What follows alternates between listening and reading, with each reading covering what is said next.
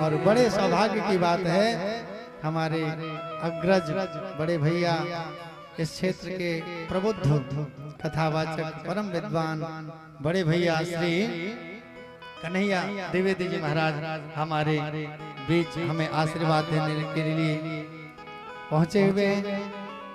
एक बार दिव्य तरीके से करतल ध्वनि से इनका स्वागत करेंगे। बोल भक्त वत्सल भगवान की जय सिया राम जय सिया राम जय सिया राम जय जय सिया राम जय सिया राम जय जय सिया राम जय सिया राम जय जय सिया राम जय सिया राम जय जय सिया राम जय सिया राम जय जय सिया राम जय सिया राम जय जय सिया राम जय सिया राम जय जय सिया राम जय सिया राम जय जय सिया राम जय सिया राम जय जय सिया राम जय सिया राम जय जय सिया राम जय सिया राम जय जय सिया राम।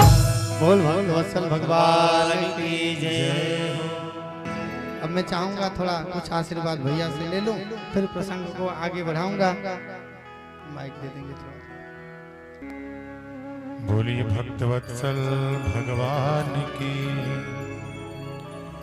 हस्ति स्वस्तरुणी कराग्र विगलत कल्प प्रसूनाप्लुतम वस्तु प्रस्तोत वेणुनाद लहरी निर्वाण निर्व्याकुल स्रस्त स्रस्त निबद्ध निविलशल गोपी सहस्रावृतम हस्तन स्तन तापवर्गमखिलो धारम किशोराकृतिः कृष्णाय वासुदेवाय हरये परमात्मने प्रणतक्लेशनाशाय गोविंदाय नमो नमः। बोले वृंदावन बिहारी लाल की जय। परम मंगलमय परात्पर परिपूर्ण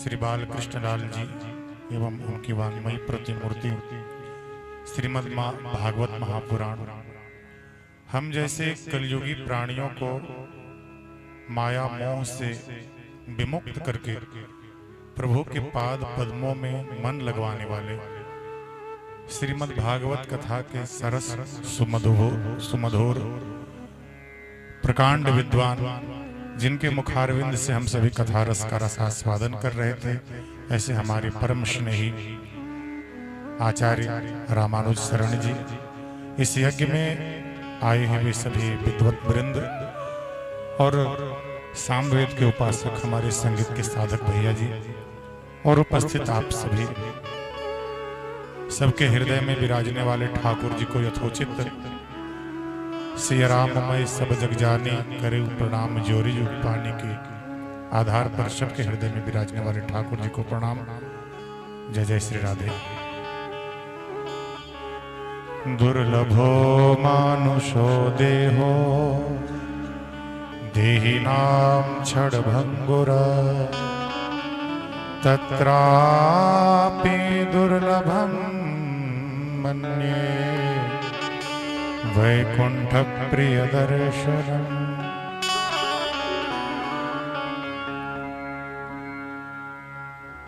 ये मानव जीवन बड़ा दुर्लभ है।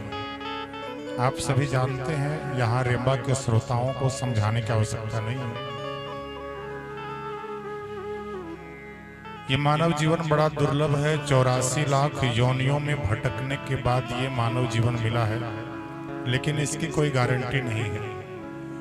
हम 50 रुपये का बल्ब खरीदते हैं तो उसमें दुकानदार गारंटी और वारंटी की तारीख लिख देता है, अर्थात 3 महीने के अंदर यदि बल्ब फ्यूज हो गया तो आपको नया बल्ब मिलेगा। लेकिन 84 लाख योनियों में भटकने के बाद ये मानव जीवन मिला है, इसकी कोई गारंटी नहीं है। दुर्लभो मानसो देहो देहि नाम क्षण भंगुरा, कब चकनाचूर हो जाएगा कहना मुश्किल है, गारंटी नहीं है। तत्रापि दुर्लभम मन्ये वैकुंठ प्रिय दर्शनम, इतना दुर्लभ ये जीवन है, लेकिन उससे भी दुर्लभ है ऐसे संत महापुरुषों का दर्शन प्राप्त हो जाना। वैकुंठ के प्रिय पार्षद हैं आप सभी।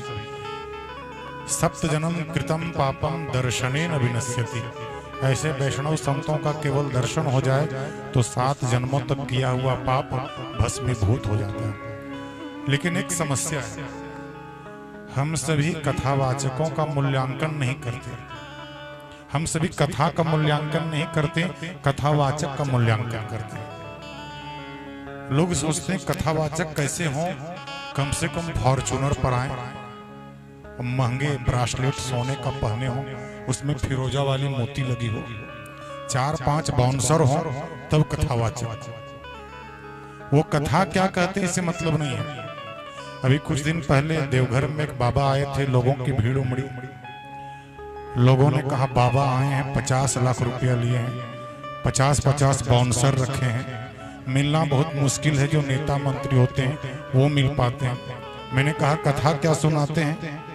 कहा शिव महापुराण। मैंने पूछा आपने क्या सुना? तो कथा के नाम पर 4 टोटक सुना दिया। बोले वृंदावन बिहारी लाल की।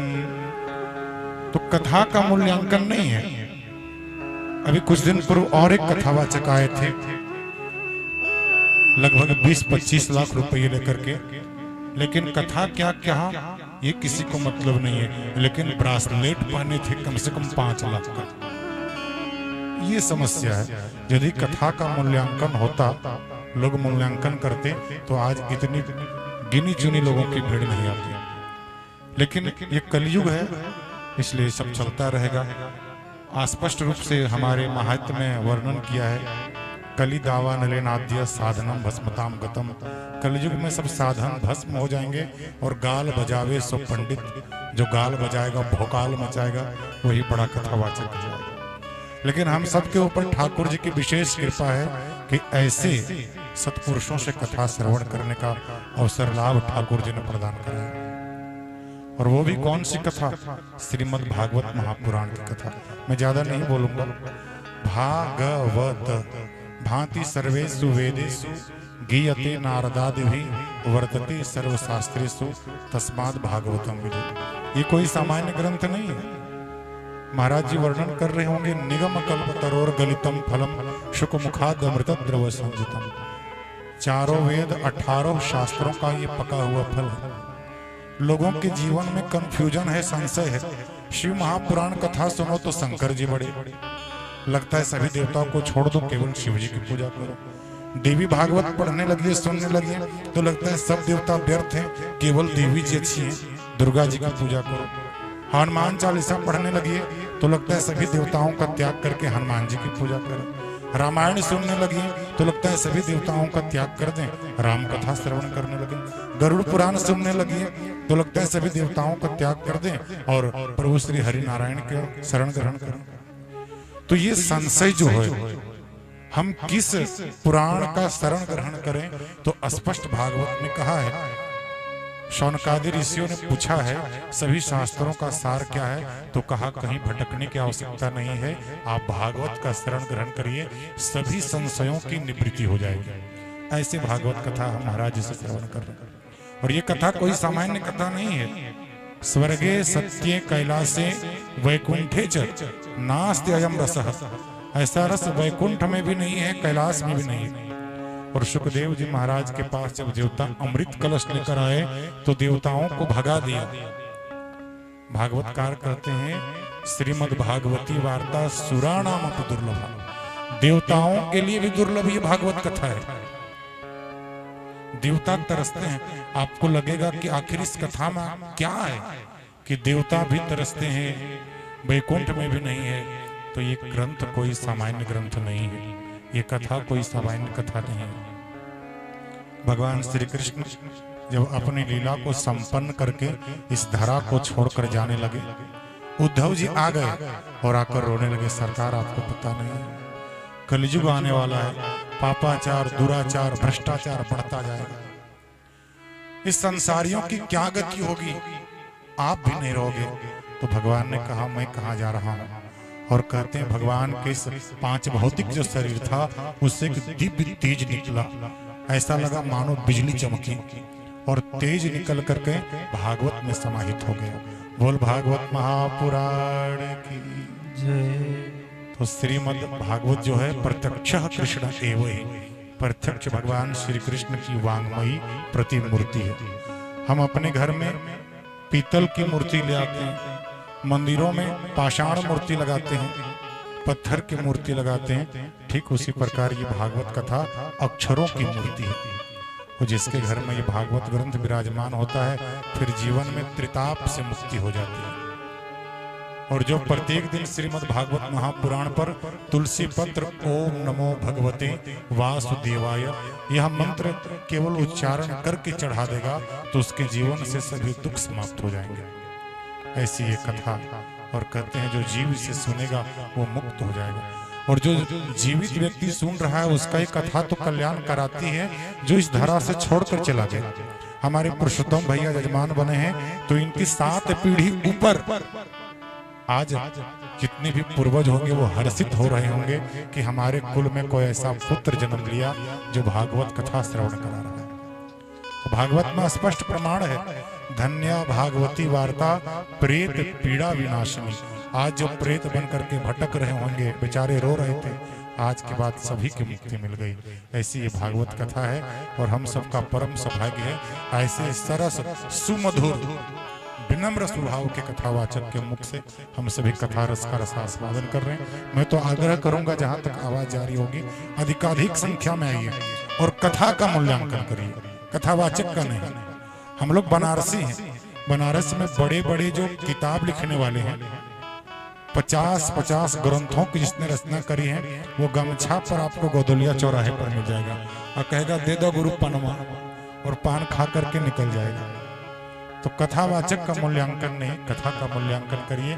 और कथा जीव की व्यथा को मिटा देती है, जीवन के सभी संशय समाप्त हो जाएंगे। आइए महाराज जी का ज्यादा समय नहीं लेते हुए पुनः महाराज जी से आग्रह करूंगा निर्बाध गति से हम सभी को कथा रस का रसास्वादन कराएंगे। बोलिए बाल कृष्ण लाल की जय।